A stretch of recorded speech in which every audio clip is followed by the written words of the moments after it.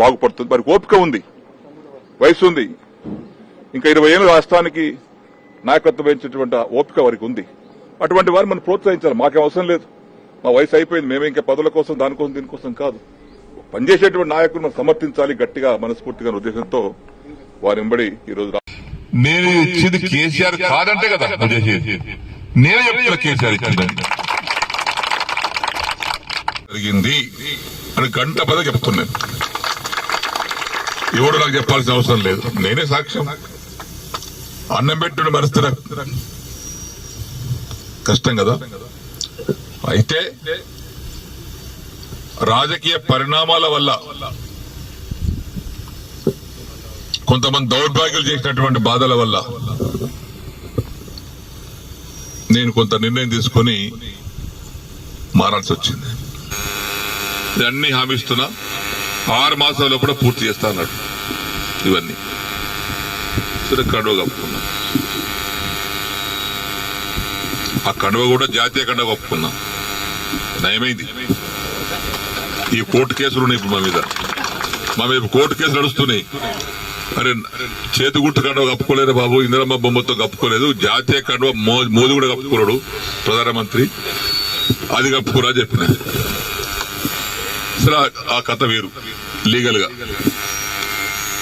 ఇప్పుడు ఈ పరిస్థితిలో మనం ఇక్కడ ఆగినాం.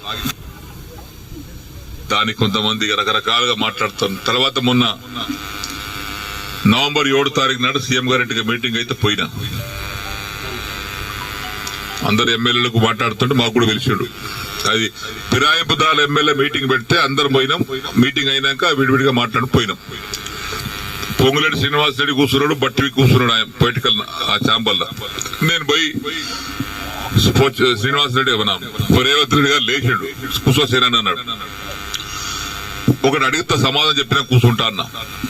ఏందన్నాడు, నేను నీకు 21 జూన్ నాడు నాకు కండువ కప్పిన రోజు నాకేమైనా పైసలు ఇచ్చినావా, నన్ను ఏమైనా కొన్నావా, కట్లట్లో సిరాన కొన్నావా చెప్పు, నాకేమైనా ఇద్దరు ఉన్నారు, నన్ను ఏమన్నా నా ఎమ్మెల్యేషిప్ కొన్నావా, నన్ను కొన్నావా చెప్పు, నేను అమ్ముడు పోయినా నీకే చెప్పిన. లేదు, పోలేదు, ఇయ్యలేదు. మరి దేనికోసం వచ్చినా, ఈ సమస్యల కోసం వచ్చిన. ఏమైనా అయిందా, ఏం కాలేదా, ఏమైంది, 100 కోట్లు HDF ఉంటే 30 కోట్లు ఇచ్చారు.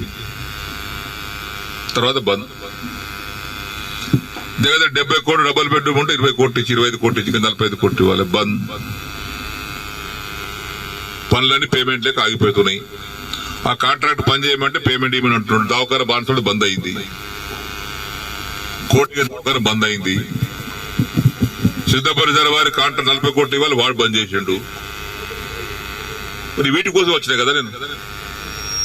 లేదా బట్టి గారు చిన్న దగ్గరికి ఇలా లిస్ట్ మొత్తం తీసుకోండి, ఆ లిస్టు తీసుకొని 2 సార్లు ఇచ్చేయండి, ఒకసారి కాదు కానీ. ఇక పొంగులేటి గారు ఆ లిస్ట్ తీసుకోండి, 2 సార్లు మీరు ఇచ్చేయండి. ఇచ్చిన తెల్లారి ఫోన్ చేస్తే బట్టి లేవట్టాడు, పొంగులేటి లేవట్టాడు. ఏమని చెప్పుకోవాలి నేను ఇక. మళ్ళీ అసెంబ్లీ జరుగుతుంది. జనవరి 4 తారీఖు నాడు ఆ ఛాంబర్ తీసుకుపోయి లోపల తీసుకుపోయి, మీరు చెప్పారు కానీ బట్టి ఇవ్వలేదు, పొంగులేటి ఇవ్వలేదు, నాకు రూపాయి ఇవ్వలేదు. రూపాయి ఇవ్వలేదా, ఇవ్వలేదు. వేం నరేందర్ రెడ్డి గారు బయట పిల్లలను పిలిచిండు. వేమన్నా సీనన్న బాధపడుతున్నాడు, అది ఇంకా పేమెంట్ కాలేదట, నువ్వన్నా మార్చిలో కూడా 3 విడతలు ఇప్పి. సరే సరే ఆయన తీసుకుని ఆయన వెళ్ళిపోయాడు.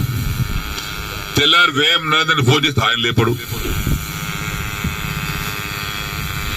50 సార్లు చేసిన, ఒకసారి కాదు 50 సార్లు లేపడు.